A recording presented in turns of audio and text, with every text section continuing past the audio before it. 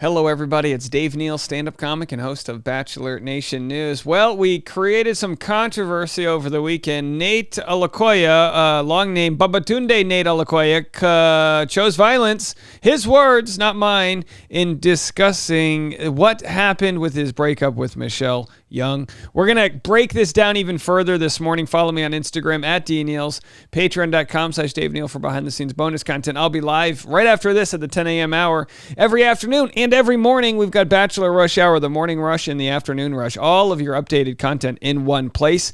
I will be sharing on today's afternoon rush hour some more information regarding my court case. We have a subpoena that's due this week, and boy, would that be a nice early Christmas present. We'll get into more of that on the podcast. Okay, well, Shelby Viall, or Stivale, over here at usmagazine.com, created an article based on our interview. She said Bachelorette's Nayte Alakoya claims ex Michelle Young didn't donate house down payment gift from ABC. Now, to his credit, he says they just didn't get the money, so maybe she wanted to donate it. We're going to break this down even further, and also I'm going to respond to some comments that were upset that I didn't cross-examine Nayte better in my conversation with him. Oh, you know, that one where I'm driving on the highway? Oh, yeah, let me pull over at a gas station so I can Google the claims you're making.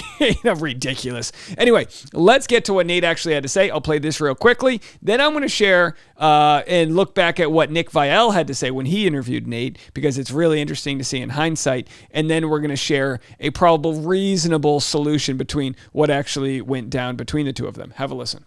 Now, you had such a unique season because you guys obviously, you had a house down payment given to you and things like that. What was the pressure like when things were, just to try to ride that out?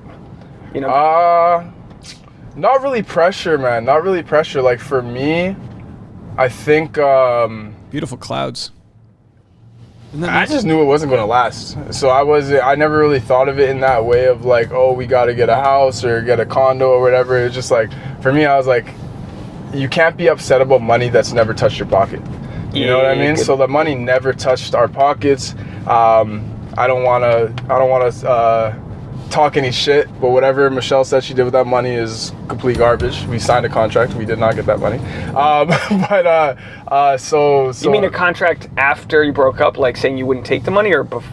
By the way, I have such a good poker face here, but I'm going, oh, shoot. And then I'm like, not to pat myself on the back here, but, I just threw in, hey, you guys got that money. You know what I mean? Everyone's always wanting to talk about this money. We signed a contract of how that money gets sent out, and there was only one way that we could get the money in, is if we put a down payment.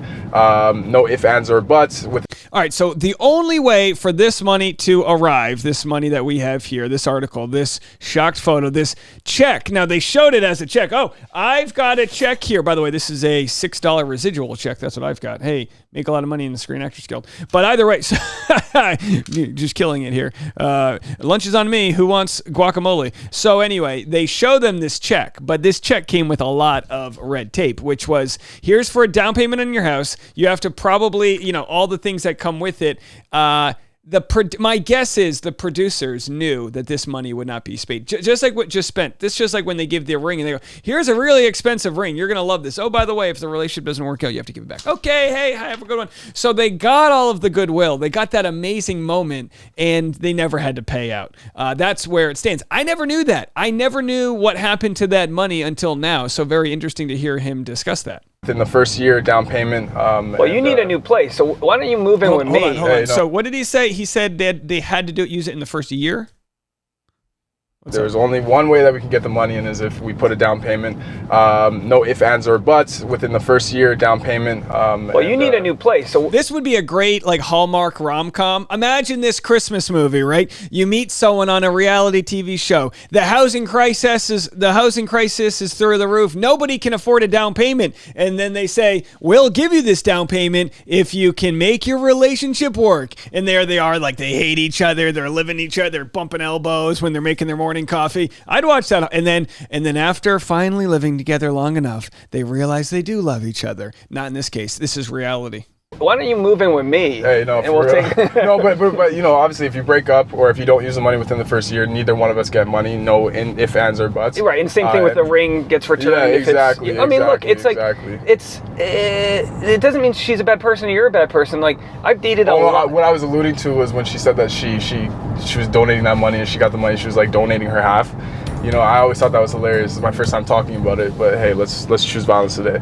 You did, not me. We did not get any of that money. Well, here's what happens a lot, right, in relationships is when you break up, you try to protect the other person because, you know, you just don't want to deal with the bullshit. Yeah. You do a joint statement and all that. But, like, what's the process like of going through the joint statement? Then, of course, you guys already watched the whole conversation. If you haven't, you can go check it out on the Dave Neal Show or on the Bachelor Rush Hour podcast. But this made a lot of people look into what actually went down with the money. Here's from the Game of Roses Facebook community, which I'm a member of. Someone says, well, considering Michelle didn't say she donated the money, F-boy is full of you-know-what. And then someone said, makes sense to not get the money until they actually get the house. The show would be dumb to give it early. And then someone says, yeah, she wanted to donate it, but she never said she donated it in the end. So he's just stirring shit for no reason. And then another person here took his side and said, I don't know. I mean, sure, he could have worded that a bit more gracefully, but I would imagine he was getting raked over the coals for being silent about what he would do with the money after Michelle said that she would like to donate it. She never clarified that they actually never received the money, at least to my knowledge. All right, so now it's interesting. So yeah, maybe they wanted to donate it, but maybe they didn't realize in the heat of the moment that they weren't actually going to be getting the money once they broke up. After getting engaged on The Bachelorette, Michelle Young and Nayte Olukoya received a $200,000 check for a down payment on a house. What happens now that they've split? Read her answer. Michelle Young is answering Bachelor Nation's $1 million question now that she and Nayte Olukoya have broken up. What happens to the money? That was money that was gifted to both of us, she said on the July 5th episode. And I think that's something that is going to be decided, how that's going to be utilized going forward. While Michelle said she hasn't made any final calls, she suggested she would like to use the money for a good cause. For me personally, I haven't officially decided, but I kind of have started putting some different things in place to give back, to build an organization, or just promote the change that I've been talking about. I think that would be something that I'd feel really good about. Again, I think she probably, you know me, old wishy-washy Dave here. My belief is she was trying to do the best with the information she had. But again, I can understand if she comes out looking like the good guy, Nayte comes out looking like the bad guy, and he can be like, bullshit, we never got the money, which could be true, but also I don't have Michelle here saying, I've donated it to Toys for Tots. I don't have that. I just have her saying, well, we'd like to do something good with it. But again, if there was proof that she knew at that point they were never going to receive the money, then the question is, the follow-up question would be, Michelle, were you talking about the $200,000 down payment, or were you just talking about money you're receiving from the show in general as like she got paid to be on the show and this and that? So it brings me back to some old content, which is interesting because look, Nate's a nice guy. I'm sure Michelle's a nice gal too. Put them together, the relationship didn't work out, but Nick says he saw the receipts. And Nick said some pretty wild things, so we can read between the lines about what Nick said. Have a listen. Yeah. And on the show, and Nayte was very generous with his truth. Right. I remember the headlines coming from that. Generous with his truth. I mean, like everyone has their, and they didn't work out, so clearly they weren't on the same page. I think, I know Nayte felt like he survived that relationship. Wow. Yikes. So Nayte says he survived. A+ person. I've gotten to know him. I think he's a real genuine. Nick says Nayte survived the relationship. Then now Nick says he thinks Nate's a very genuine person. Again, it's not just because Nate's genuine doesn't make Michelle not genuine. It's just a relationship that didn't work out. Genuine, down-to-earth guy, and I think he really cared about Michelle, and I think he was really in love with her, and I think he truly busted his ass to try to make that relationship work. Wow. And then I think he felt like he had no choice. It was either his mental health and his well-being or that relationship. Wow. Yeah, wow indeed. So this was all Bombshell stuff when it came out. We never really got to hear too much of Michelle's side, although she did talk on one podcast. So we'll share Michelle's side in a second. I'm not here to say, oh, Nayte must be right because Nick says he read the receipts. What these receipts were, I have no idea. Of course, there was different rumors going on and all of that happened kind of after every relationship ends on the show. But it's fascinating to see Nick go so hard to bat for Nayte when Nick has exposed other F-boy guys in the past. If you want to fight for a relationship, that's awesome. But like you can't be the one. Blink twice. Tell us. Being the reason why there's so much to fight for. So the most interesting thing of what we just watched is actually wondering what the hell is Nick trying to hold himself back from saying, right? Watch this one more time. It's almost like Nick almost reveals what he knows, but he doesn't. Again, we still have no idea 7 months later what Nick knew or knows regarding their breakup. Let's zoom in on his face and try to read his mind, okay? If you want to fight for a relationship, that's awesome. But like you can't be the one. Blink twice. Tell us. Being the reason why there's so much to fight for. I mean, I don't even say this lightly. It looks like Nick might have been having a stroke, but I think what was going on there is that he didn't know what he is allowed to say that would give it away. So Nick must know something. Michelle was so polished throughout the entirety of her season. More. Yeah. And well, I think there's a part of her that maybe just wants to be a little bit more raw and honest. And I can totally imagine how, from her perspective, it was like these were little things to her that you could survive, and she must have felt really like abandoned and walked out on. Yeah, so the idea that Nayte broke up with her, which is well-known news, right? And then the idea that she felt like maybe they could have made it work. Here's what she had to say on a separate podcast regarding how toxic their relationship was. Honestly, going through about the breakup.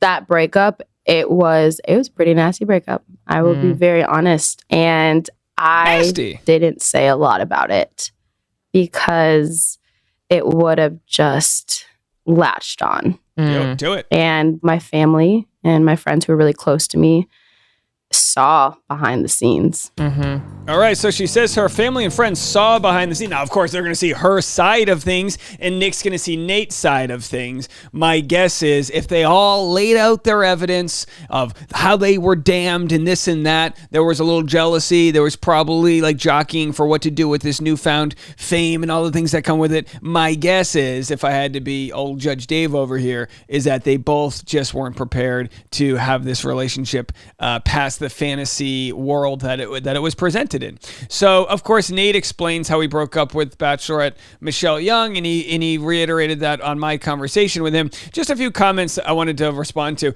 Someone says, dude, regarding me, I liked you, but Jesus, you are digging your own grave unless you're going to have Michelle tell her side of the story soon. You become more and more Viall. And I'm like, what the hell are they even talking about? So some people, I guess, wanted me to press harder on Nayte in this interview. Someone said this: Dave, I listen to you every day. They said, I'm a little disappointed in you, Dave, which, by the way, there's nothing more annoying to me than when someone says they're disappointed. It's like, you're not my fucking dad. Like, what do you mean you're disappointed in me? I make you 30 hours of free content a week. We cross our T's and dot our I's here, but we're going to miss something or another. They said, I listen to you every day and kept thinking you may challenge some things. I know you want higher profile guests, but you don't need to kiss everyone's ass. I was disappointed in the overall vibe. It was ick. Shows getting more gossipy. I get it, but I always appreciated your more journalistic approach, but personal approach, which again was kind of like a nice compliment, but also the fact they were disappointed in me. My response: I hate when people do the whole disappointed in you thing. It's not C-SPAN. I'm not going to make someone feel uncomfortable in my car. Challenge what? Let me pull over on the next gas station so I can look up what you and Michelle actually did with your deposit. I'm a little disappointed that you're disappointed with me. You see what I did there? Imagine how bizarre my car ride would be if I'm confronting the guest like that. Imagine if I wanted to have Demi on an episode and within the first 10 minutes of the interview, I start calling her out on shit. She'd be like, can I get out of the car now? Like the idea that these are interviews that are meant to pick apart people's statements. No, that's not what the deal with Driving with Dave is. The deal with Driving with Dave is the chance to just have an open conversation. And some people commented, Dave, you talk too much. And it's like, well, that may may be true, but what people don't realize is they don't put themselves in anyone else's shoes. I'm driving around one of the biggest cities in the world, and the strategy behind driving around those cities is that we kind of let our guard down. We have sort of private conversations. We're just in the car. And that's not to pull things out of people that they wouldn't want to say. That's just to make it feel as chill as possible. And a lot of times that's what happens. But sometimes I take the wrong exit. Next thing you know, I'm on the 101 North. I got to go back. People are pulling me over. A guy's jumping into the street. There's a mattress on fire. Like, you have no idea how challenging these conversations can be, to be hanging out, kind of doing my thing, and then pulling back. To think that they wanted me to cross-examine Nayte even more. I ain't Barbara Walters, okay? Like, what do you want from this? Oh my gosh, I'm so disappointed. How funny. Wild stuff. I'm not even mad. I'm perplexed, and I like to vent because it's so strange sometimes what people think I can do. No, it's an easy conversation. That's what these are meant to be. It's a glass of lemonade. That's all you get, okay? If you want more pressing conversation, I mean, you know what I mean? Go to Brian Williams. I don't know. All right. Well, Nayte chose violence, as he had said, but he shared his truth. And I mean, at the end of the day, that's what you want from people, right? I'd love to know what you guys think. And boy, I hope you're not disappointed. All right, we'll talk to you guys in a bit.